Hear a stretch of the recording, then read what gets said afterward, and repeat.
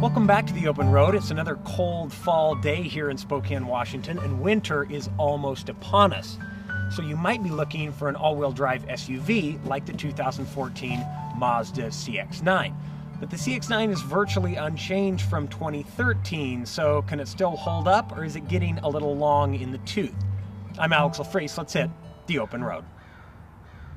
As usual, let's start with the exterior of the CX-9. Overall, I think it's a pretty nice looking car. Sort of reminds me of the small Volvo crossover, but that's not necessarily a bad thing. Our model, which is the Grand Touring trim level, also includes these 20-inch wheels, which look awesome, but have one big downside that we shall get to later. The interior of the CX-9 is sort of a mixed bag. I like the seats, and our tester comes with heated seats, navigation, Sirius satellite radio, Bluetooth connectivity, a sunroof, and even rear heated seats for the little minions in the back. But there are some areas where this car is in big need of a refresh. The first is the instrument cluster.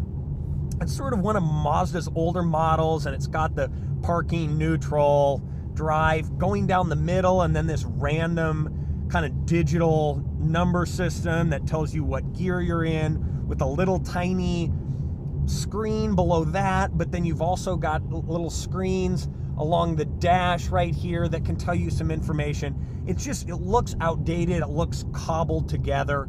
Right below that, the key has been replaced by one of those caps because it's now a keyless system, but you can tell that the whole thing needs a refresh.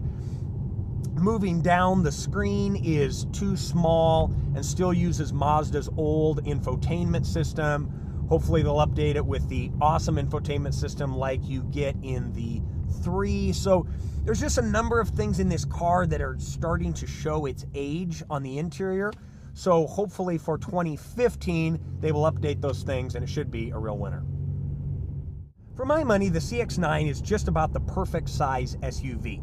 Backseat legroom and headroom are good. The seats can slide forward and back to give you more flexibility.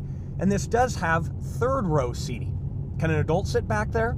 Well, it depends. Emmanuel Lewis is going to be just fine. Joe Lewis is going to have a problem. Cargo room varies from decent to excellent depending on what rows of seats you want to put down, and Mazda has included a power liftgate.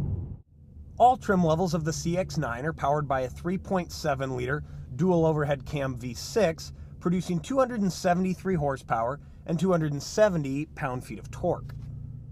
The CX-9's V6 is mated to a 6-speed automatic transmission. The whole package will get you 16 mpg in the city and 22 on the highway for a very unimpressive 18 mpg combined. Which is a real shame because Mazda's getting unbelievable gas mileage out of the new 3 and 6. I can only imagine that this engine needs a big refresh and a little shot of Sky Active.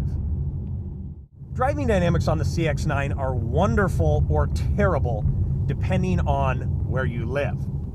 If you live somewhere that has smooth roads, the CX-9 is going to be just awesome. The steering is on the heavy side, but it's precise. This car corners really flat. It, along with the new Acura MDX, are two of the best driving SUVs on the market from a sporting standpoint.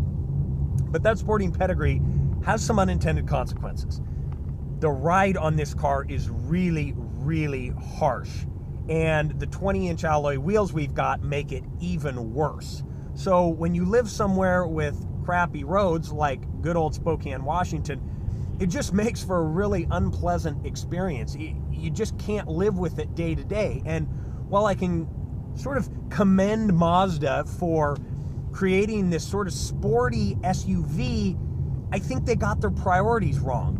In a people hauler like this, I would put ride comfort and passenger comfort paramount and sportiness next. So if you live somewhere with good roads, have at it. If you don't, I'd look somewhere else.